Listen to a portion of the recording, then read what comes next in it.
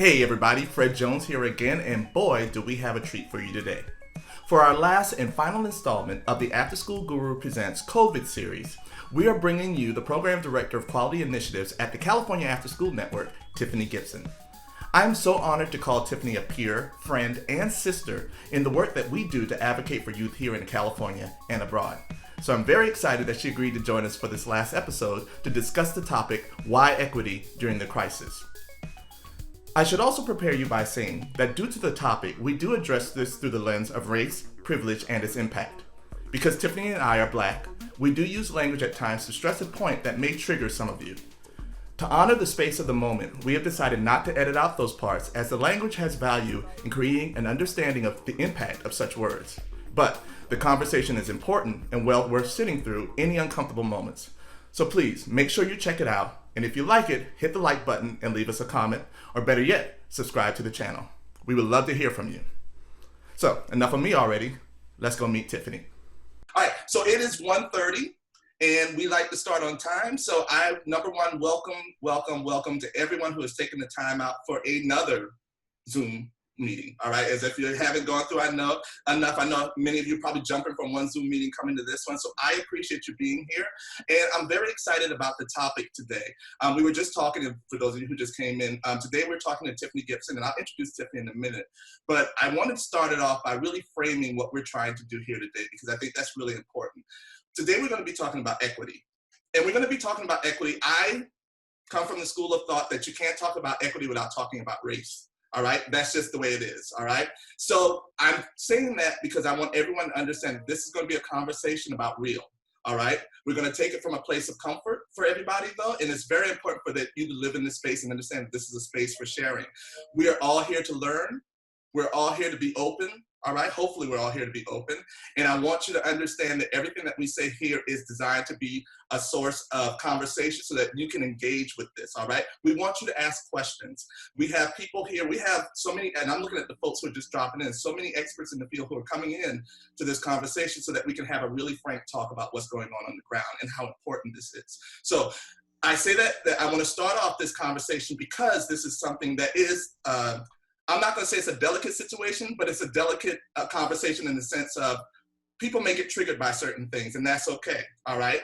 Because we're at the stage, if we need to get triggered about certain things in order to move past certain things, then that's what we have to do. Now that we've all gotten a little bit centered, let's go ahead and jump into the topic. I am so excited, as I said earlier, to welcome Tiffany Gipson here. So just 1 second, I'm going to go over and give you a little idea of who we have here. So Tiffany is the program director for the Quality Initiatives for the California Afterschool Network. She started with the California Afterschool Network as a member of the leadership team and quickly transitioned to a staff position in August of 2017. Now, Tiffany was the technical assistant director for the Higher Ground NDC, which is a social justice and educational nonprofit that focused on sharing high-quality after-school and support services to schools and communities of color throughout Northern California, all right? She worked in varied capacities in the field of education and social justice for over 25 years. Yes, she don't look that old. I know, Black don't crack. I said that before. That's just the way it is, all right? She has held every position from classroom tutor, then teacher and counselor to organizer, program, and organization director in the nonprofit sector, and specifically focusing on the importance of expanded learning and authentic community engagement as a core strategy in school and community transformation, all right? Now, I could go on for 2 days about all the amazing stuff that she's done, but a couple of things that really stood out for me and what I think is the perfect person to have this conversation today. She was the chair of the Oakland chapter of the NAACP Youth Committee, all right? She was the co-chair of the African American Advisory Committee on Crime to the Oakland Police Department and co-chair for the California Endowment's East Oakland Building Healthy Communities Initiative, all right? So again, Tiffany is one of those type of people where once you know her and you meet her, you always want to be around her, all right? And anyone who knows her will tell you that. I was very fortunate where I'm one of the TA, I'm the growth coach for the California Afterschool Networks and the ASAP Connects Expanded Learning School of Leadership and Facilitation. And we focus on helping site coordinators become better at what they do and become master facilitators and coaches. And Tiffany and I have been working with Troy and the California Network team on this for now the third year. Going into the third year. Going into the third year. And the minute I met Tiffany and Troy, it was instantly like, okay, these are my people, all right? And so we've had these conversations several times in various capacities, either over drinks, sometimes over a little bit of lobster or shrimp, sometimes just hanging out in the backseat of a car, right? But we always come back to this concept of equity and why it is so important. So when we started talking about this on the webinar, because it's come up so many times, the very first person I said was actually, Tiffany was in one of the webinars and a question came up about equity. The first thing I thought of, Tiffany, I got to get Tiffany on the webinar so we can talk about equity, because as you well know, it's something that we're facing. It's a crucial issue right now. So without further ado, ladies and gentlemen, let's please give a big round of applause, and you can do that virtually, for Miss Tiffany Gipson. Big round of applause, everybody. Hey, Tiffany, what's up? Hey, y'all. How are you? I'm good. I'm good. You like that nice? Was it an appropriate welcome for you, madam? Yeah, it was too much, but thank you. One of those moments when you realize how old you are. But listen, you still look good, girl. You still look good. Don't you worry about it. So listen, question. Let's start off from the very beginning, because one of the things that we like to do in After School Guru Presents is really to paint the picture of how after school is so different and innovative because of the variety of people who come from so many different places to this field. A lot of teachers come from the track of, I want to work with kids, and so I get my degree in education, and then I go to a school. But a lot of times after school folks come from a lot of different places. So Tiffany, talk to us a little bit about how did you get to this place here where you are now and all those wonderful credentials? Yeah. So honestly, I never wanted to work with kids. I never. A lot of people in my family are in education. They're teachers, they're principals, they are deans at universities, and it just was not. So I mean, we were the house that got TP'd every Halloween like that because my dad was the teacher, right? So, and what happened was I moved out to the Bay, and I was going to Cal, and I was tutoring like a lot of people. It was just my job during school, and I ended up tutoring at a continuation school, which is a very different feel than a regular kind of everyday comprehensive high school. And in that space, the principal would be like, the tutors would have our own groups, and he would be like, I don't care what you do. If they listen to you, do something. And we were like, okay, like, what does that really mean? But what it showed me was that education didn't have to be normally what I thought it was. Right. And especially at the school that I worked, the majority of our young women had children, because that used to be one of the ways that you got to the continuation school. A lot of the young men had other challenges, a lot of engagement with the juvenile justice system, all that kind of stuff. And so what I kept realizing in my spaces with them is that I had to meet them where they were, and where they were wasn't always where I thought they should be. Right. And so so I was struggling during the classroom day to do the things that they wanted, that they needed done. And I started talking to the principal, and I need to be clear, that's my transition. I started as a tutor there.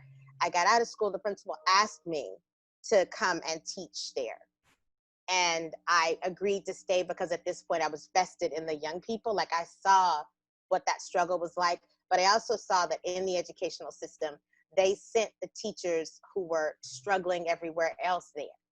So not only were they were coming to the space with challenges, they also didn't have the best supports that they should have. So yeah, and I think that's so important, Tiffany, because I think we have to always keep in context that the view, I think, of what is after school program has evolved so much. Because you were right, there was a day when it was just like, let's just hope no kids get shot today, all right? If we can just get through and no kids get shot, we've done a job, right? And then it was, okay, now let's keep them no kids caught on fire. Okay, now let's keep it where no kids are missing by the end of the program, right? And that was every year to year, the goalpost moved a little bit more, right? Yeah, yeah. But when you talk about this idea, I want you to go on that. When you said that they were sending teachers who were weaker to the school, why do you think that was? What is the reasoning behind that?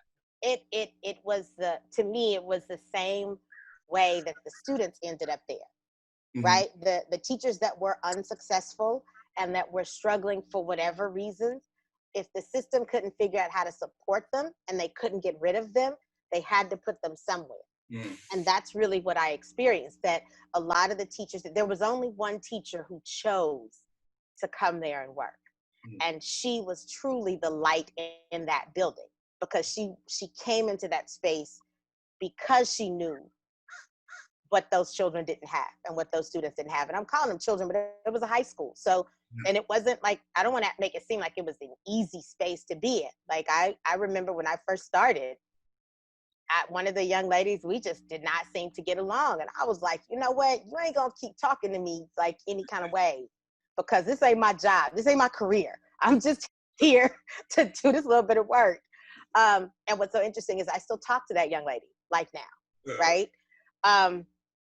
But what I saw in the place was that teaching could be different, but you still had to have the capacity to do it. Yeah. But there were still, like, we had to have X amount of minutes of instruction. It was all these things that needed to happen. And I asked the principal one day, I was like, look, if I don't find a way to connect with them and make this relevant, because they're dealing with real life issues every day. And he was like, well, you can't change your classroom, but you can keep them after school. And you can do whatever you want to do there, right? And I was like, anything? He was like, yeah, I don't care. He's like, as long as they do the hours to here, whatever you do in this space is completely okay. And so I took it, and what I did was I framed it more like a leadership class, right? We talked about things that were relevant to their everyday lives. Like, how do you engage with the law enforcement in this city? Because that was in Berkeley.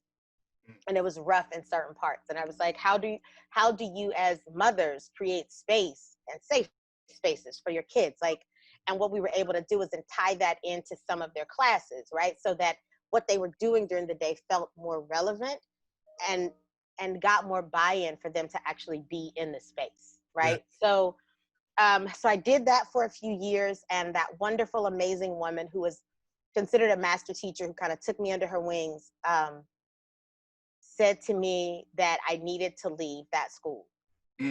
She said, you could get stuck here forever, but I think that there's more that you could do. Wow. And so, right. And I was like, I don't want to go nowhere. Like, I have I got a rhythm here. I got kids that bring me coffee in the morning because they know I'm not the morning part. Like, I had a thing going. Right. And but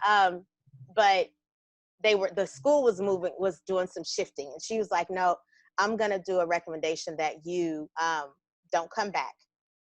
And she was like, but there's a counseling position opening up with another organization, and you could still do some work here at the campus, but I think it's a better fit for your skill set. So I had to take some courses and do some stuff. But then I got on, and that work really was the change that set me down the road to kind of like where I am now. Right. So because I realized with the counseling that it makes you unpack why people show up in a space the way that they do. And you get to look at people and see that we are all the sum of our parts. So everything helped make me this way.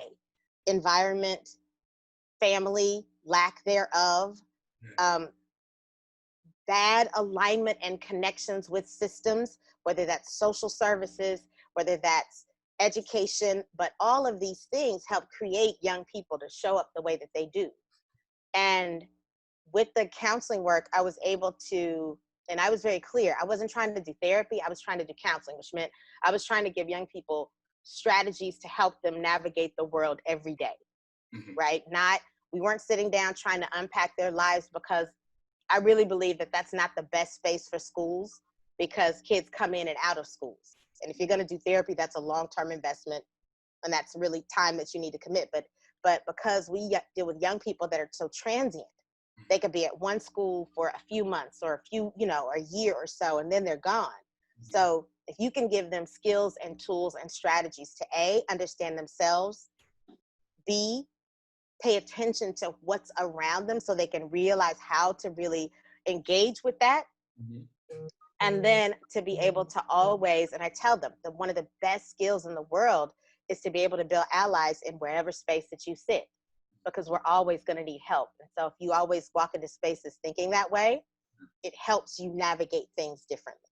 And I have to say, Tiffany, I honestly, you walk that walk. Like, I mean, that's one of the things that I love about you, because, some people, it takes a while to get to know them. And some people are open and they say, this is who I am, and either we're going to connect or we won't, but I'm going to live my authentic truth. And that's who you are.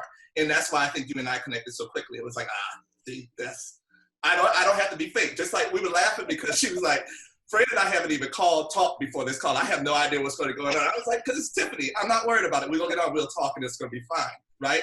But I want to go back to something, though, because I think this is important, because what I don't want to, we got quite a few folks on the call today, and I don't want anybody to walk away with the fear of, you are an exceptional person, I believe, right? And the fact that you took the courage to leave a school, because I know a lot of us as educators remember that moment when we left a school where we were with our kids. We love our kids. You know, I know when I left from being a teacher in the school, that a person who administered programs, it was hard, right? And because of that experience, you went into the counseling work, and that's where you got these great skills to lead this conversation about equity. But for someone who doesn't have that, let's start to get into that, right? Because I don't want to be afraid of this. And I'm going to say it, because my job is to be the kind of in the middle person for this and make sure everyone's views, because I know, unfortunately, because there's 20 of us, we would love to go through and have you all introduce each other and do some real cool, ice-breaking stuff. We just don't have the time for that. I am going to give you an opportunity at the end to ask questions, though, but I want to make sure I'm representing different thoughts. One of the things that I saw when I was in New York City, right, and I used to train staff to put into schools, is that we have people from across the spectrum who go into schools that sometimes look all the same way, right? You have some communities where all the kids are all one color, or you would have some communities like in Queens, where I had some schools where I had 64 different languages being spoken in a school, right? So, and then you have, these young men and women who show up who don't look like those kids, who go in there courageously all the time, who want to do this work, right? So I want to address that, and that's what I mean when I say, does it take a degree in being a social worker to be able to be impactful and to make those connections? And then let's look at that and then go into this real conversation about what equity looks like. No. What's so interesting to me right now with the conversations around equity and equality, and we'll talk and clarify some stuff later, but the truth is, the best way to show up is to be your very authentic self, right? To know who you are, what made you who you are, and then you can actually engage with people honestly. The fact that we have created a country right now where discourse is considered a bad thing, like we all have to agree to get along, that's not really true. I had one of the most amazing friends of mine. I grew up with her. We went to high school together. She is a white, middle-aged woman now living in Louisiana. She's got 3 kids. She's the biggest Trump supporter that I know. I love her anyway. You know what I'm saying? And it's because we have agreed that politics is not the commonality that we share. And that when we talk about it, and we do, like every now and then I'll be like, okay, you got to help me, right? But what we realized is the way that we have the conversations is, it's amazing that every time people talk to someone else, their goal is to change their mind or to win them over. But the truth is, how I try to go into conversations, and especially when it comes to equity work, is I'm usually just trying to get someone to understand my perspective. Right? I'm trying to help you understand why I think the way I do. I'm not trying to change your mind. I just want you to understand that when we're sitting here and we're talking, this is why I'm showing up this way. And that helps you understand that how we can kind of navigate and how we need to move forward, right? So I think that's so important. One of the things that we do with the After School Gurus Facebook group is we talk about, one of the first things I say when people come in is it's a disclaimer saying, listen, this is not about talking about politics. This is not, because I honestly believe that one thing that everybody cares about is their kids. I don't care if you blue, red, purple, an elephant or a donkey, it don't matter. We all want what's best for our kids. And I think that school is that common denominator where we can all meet. And so that's why we want to create a space where we can have conversations about stuff like equity devoid from that. So I appreciate you bringing it up, because I think that is important, because we have to talk to each other. We have to. I mean, and just, if we could anchor ourselves in the fact that what makes this place that we live in so amazing is that we do have all of these different people that have all of these different experiences. The way that I try to tell people, even when we start our workshops and conversations around equity, we normally, we do some activities that are very individually focused, right? We try to get people really grounded in understanding, okay, who are you? what are the things that made you who you are? Like I tell people all the time, I grew up in Louisiana, so I'm a very Southern person by nature. Food is really important, family, Sunday dinners, all of that. And that's part of my DNA. But in the same place, I grew up in a place that was very Black or white. There was nothing else. Like I remember one Vietnamese family, and that's it. Like in our entire city that I remembered engaging with, right? And what I found really interesting is that, so for me, I was called a nigger at a very young age by some white people. I think I was in like the second or third grade the first time it happened. And I remember coming home and I'm talking to my parents. Now, what was interesting is that I was prepared for that conversation before it happened, because I had moved to a school that was all white. I was the only Black kid in the entire school. There were no Black teachers yet, so it was just me. And so my family was like, this is going to happen probably. And all we need you to do is basically keep it moving. Like that was they were like, and then when you come home, you can download, we can process it, but don't hold that because it's not who you are. So if it's not your truth, you don't have to be really impacted by that.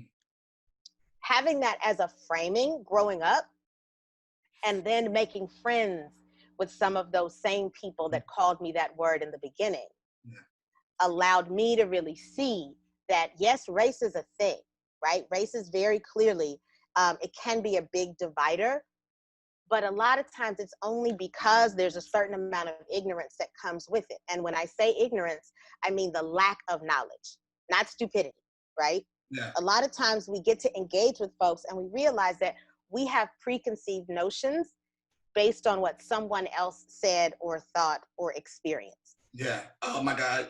As you're saying this, that brings up a story that happened to me. When I was in the United States Marine Corps, and when I was doing my training in Aberdeen, Maryland, one summer after I graduated from boot camp.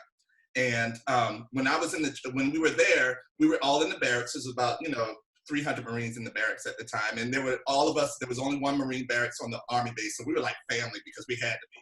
And so we were all there. And one of my roommates was this white guy who was from Alabama, who was one of the nicest. He himself self-professed, I'm one of the nicest rednecks you'll ever meet. He always used to say that. He taught me how to chew tobacco. Like I was spitting stuff. We would go mudding in his truck. We would go out fishing, and I learned to love Charlie Daniels through this guy. Like the whole summer we hung hard. Like when we would go to DC, we would get the same hotel so we could hang out. And I'll never forget, on the very last day as we were leaving, when we were graduating, he was going into the full time and I was going back to college.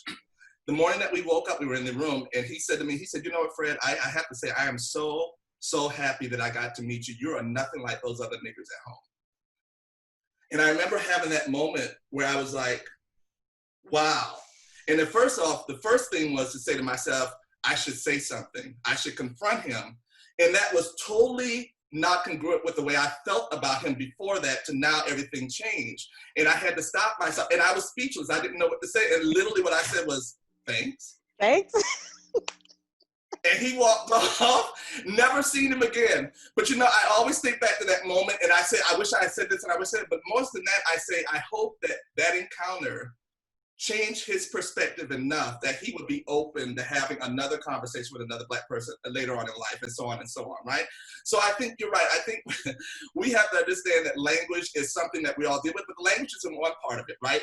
Equity and equality is something that's much broader than just language. It's a systemic thing, all right? And so I want to put up this picture really quickly, and Tiffany, I want you, because we've all seen it when we talk about equity, all right? This is a picture, and let me share my screen, if I can. Technology. If it doesn't work, I always just throw up my hands and say COVID. All right, so can you guys see it? Can you see the picture? Yes. All right, so Yes. Tiffany, this is obviously the picture that we've traditionally seen, which is a picture that represents equity, right?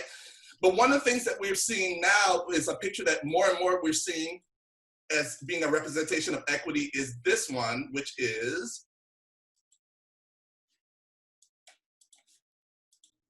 this one, all right? So what is the difference between the one before and the one this time? Unpack this for, because I love the way this really, in my opinion, gives you a really good bird's eye view of what equity means.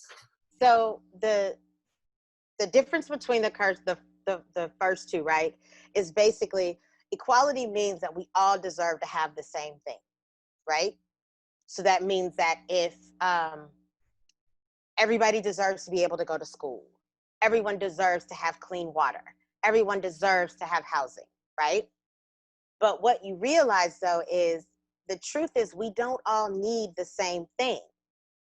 Equity is about giving people what they need to experience the success they're trying to have, right? So that's the difference. So if you look initially, everybody got the same box, right? That's equality. The next one is equity, where, well, everybody wants to see the game. If that's the end result, right? And so, well, the other guy was tall enough to see it anyway, so he didn't need a box. So he was able to give his box to the other person who needed the extra height. So now that's equity. The last one is, and there's one where there is no fence whatsoever, and it's considered liberation, right? Where we're not excluded in any way. It doesn't matter who we are or what we are. There's nothing that prevents us from being a part of whatever the it is, right? And that's the real difference. I tell people now that, like, I really don't know if I really do equity work. I think I do justice work, right? I think that if we're able to think about equity in terms of giving people what they need so that they are seen and heard and cared for, that's a completely different place than how we have situated ourselves in our systems, right? Everybody likes to think that as individuals, we may not have that much power to change things. But our truth is systems are made of individuals. And how we show up in the world then becomes a lever for all the systems in which we sit. And some systems, y'all be clear, it's your family, right? How many of you all have relatives, older, distant, that say things that you just don't necessarily agree with, right? And you're like, You trying to get me in trouble on this webinar. But one of the things that I tell people is, and if you can't have the uncomfortable conversation with them, how do you have it with a stranger? Yeah. Right? That's one of the biggest ways that we shift things, is that when people, and what like I said, I'm not always talking to people to change their minds, but I am talking to share, especially when I see that there's a perspective that they may not have because it's something they may not have experienced. When we go into equity work, I tell people we do things like the I am poems and all those things so that people can ground themselves in what made them them. But then the great thing about equity is then you get to go from a mirror where you look at yourself to a window where you look out. And when you look out, you get to pay attention and notice that all of those things that make you you, that people might not ever see, right? It's not how you show up. It's not how you're identified, but they're still the really important things that make up you. Everyone else has some really important things that made them up too, right? And when you think about that, a lot of the people that I know that I'm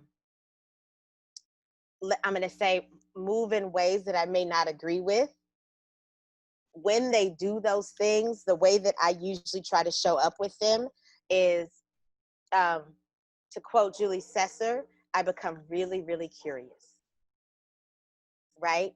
And instead of saying to them, I can't believe that you did that, I usually say, can you tell me why you did that? Can you tell me why that was your response?